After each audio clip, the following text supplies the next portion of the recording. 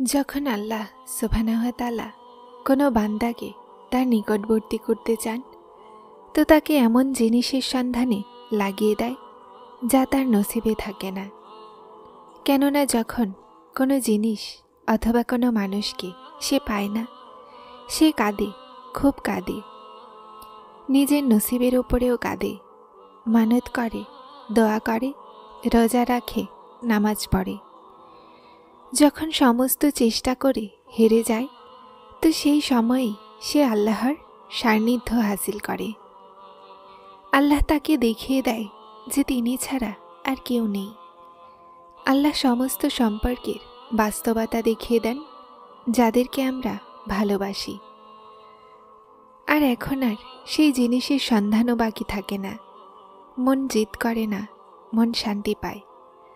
এখন তার আল্লাহকে রাজি করার চিন্তা লেগে থাকে। খুব সৌভাগ্যবান সেই ব্যক্তি যে আল্লাহর ভালোবাসা পেয়ে যায়। একাকিত্ব আল্লাহর নিকটবর্তী করে। মানুষের ছেড়ে যাওয়াতে ভয় পেও না। যখন সাথে কেউ থাকে না, তো মন আপনা আপনি আল্লাহর দিকে ঝুঁকে যায়। আমরা নিজেরাই নিজেদের কথা আল্লাহর সাথে শেয়ার করতে লাগি। সেই অশ্রু যা দিনভর চোখে লুকিয়ে রাখি, সেটা রাতে আল্লাহর সামনে নিজের কাহিনী বলতে গিয়ে আপনা আপনি গড়িয়ে পড়ে। এজন্য নিজেকে একা অনুভব করো না। আল্লাহ আছে না, উনিই তোমার একাকিত্বের শান্তি। আল্লাহর ফয়সালাতে ভয় করতে শিখো। কিছু বিরক্ত করছে, উদাস আছো, সিদ্ধান্ত নিতে পারছো না, একবার আল্লাহর কাছে বলে তো দেখো। তাকে বলো, তার সাথে যোগাযোগ করো। তারপর মন থেকে এই ভয় বের করে দাও যে কি হবে কি না। যেটাই হবে উত্তম হবে, সেটাকেই তাওয়াক্কুল বলে। যখন তাওয়াক্কুল এতটা মজবুত হবে, তো তখনই মজিজা হয়। শুধু তোমাকে তোমার মজিজার অপেক্ষা করতে হবে। আল্লাহকে পাওয়ার সফর সহজ হতো, তো ইয়াকুবের চোখের আলো চলে যেত না। ঈমান দুর্বল হয়ে যায়, কোনো ব্যাপার নয়। মন ভয় পেয়ে যায়, কোনো ব্যাপার নয়। কিন্তু এই সব কিছুর পরও তোমার ভরসা ভাঙা যাবে না। চলতে চলতে ক্লান্ত হয়ে গেছো, তো কদম থামা যাবে না। কান্নাও করো, তাও অভিযোগ করা যাবে না। আর এভাবেই আল্লাহ তার প্রিয় বান্দাকে খুঁজে নেন। সেই যারা সফর করতেই থাকে, সেই যারা পড়ে গিয়েও উঠে দাঁড়ায়, আর এই বিশ্বাসই তোমাকে আল্লাহর বানিয়ে দেয়।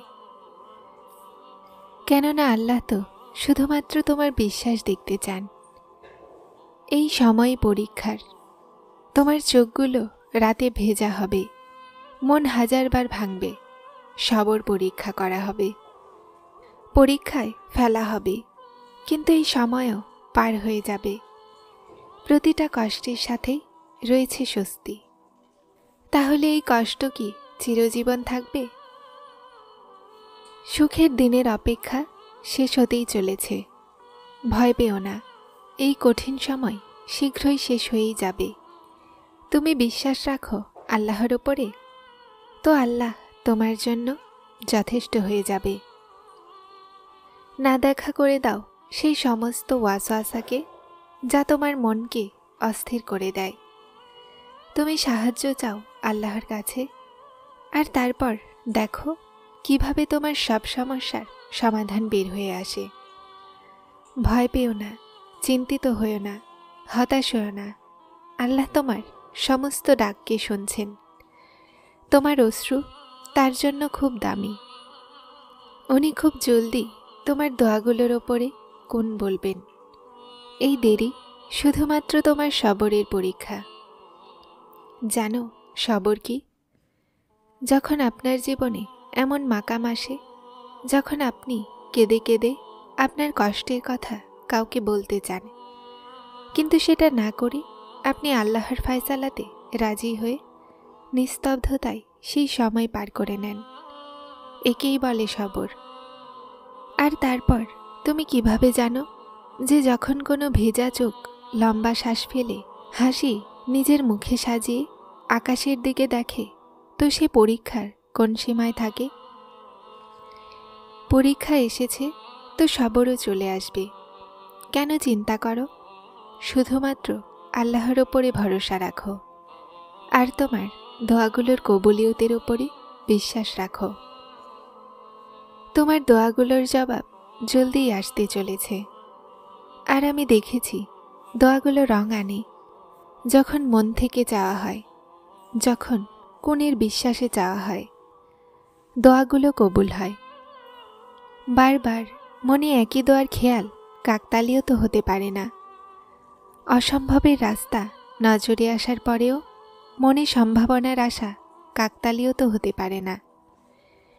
যে কথা তোমার মন থেকে বের হচ্ছে না সেটা অবশ্যই পূরণ হবে। দোয়াগুলোর যোগাযোগ তুমি বহাল রাখো। আল্লাহ চান যে তুমি চাও আরও। আল্লাহর ভালোবাসাতে সন্দেহ করো না। যদি তিনি তোমাকে পরীক্ষা করছেন, আল্লাহ তো আসলে তোমাকে সেটা দেওয়ার জন্য তৈরি করছেন। দোয়াগুলো কি করে না, যা প্রতিটা বান্দার জন্য আরশ পর্যন্ত সফর করে আর সেখানে পৌঁছে বলে যে ফিরে যাওয়ার সফর কবুলিয়ত নিয়ে তৈরি হবে। দোয়াগুলো চাইতে থাকো। কে জানে তোমার মনের পছন্দ মতো জিনিসই আল্লাহর ইচ্ছা। যেই হাতগুলোকে তুমি দোয়াতে তুলে রেখেছ, সেই হাতগুলোতে একদিন সব কিছু থাকবে যেটার জন্য তুমি আল্লাহর সামনে মিনতি করো। যদি আল্লাহ কোনো জিনিস আমাদের ভাগ্যে না দিতে চান, তো আল্লাহ আমাদের মনেও দিতেন না। দোয়ার দিকে আমরা যাই না, আল্লাহ আমাদের দিয়ে দোয়া করান। যদি আল্লাহ মনে কোনো জিনিসের চাওয়া দিয়েছেন আর মুখে সেই জিনিসের জন্য দোয়া এনেছেন, তাহলে বুঝে নিও সেই জিনিস তোমার জন্যই বানানো হয়েছে। শুধু তোমাকে সবর, বিশ্বাস, অপেক্ষা আর পরীক্ষার মধ্য দিয়ে অতিক্রম করে সেখানে পৌঁছাতে হবে। আল্লাহর কাছে ফোঁটায় ফোঁটায় চেও না, সমুদ্র চাও পুরো। কেননা তিনি এখতিয়ারে কোণ রাখেন, আর এর চেয়ে বেশি ওই রবের শান কি হবে? উনি কোণ বলেন আর সব হয়ে যায়। যখন আমরা আল্লাহর ইচ্ছাতে রাজি থাকতে শিখে যাই, তো প্রতিটা মুহূর্ত কোণের মুহূর্ত হয়ে যায়। তারপর কোনো দোয়াই অসম্পূর্ণ থাকে না, কোনো অভিযোগই বাকি থাকে না। তারপর দেখো কোথায় থেকে তিনি উসিলা বানান। তারপর দেখো কত না বলা ইচ্ছাতে তিনি কোন বলে দেন। তুমি ভয় কেন পাও ভাগ্যের ফয়সালাতে? তুমি কি জানো না তোমার রব গাফুরুর রাহিম? যদি তিনি দিনকে রাত আর রাতকে দিনে করতে সক্ষম, তো তিনি কি তোমার অস্থিরতা দেখে তকদিরের ফয়সালা বদলাতে পারেন না? হে আল্লাহ, আমি আপনার কাছে আপনার ভালোবাসা চাই, আর ওই ব্যক্তির ভালোবাসা চাই যে আপনাকে ভালোবাসে।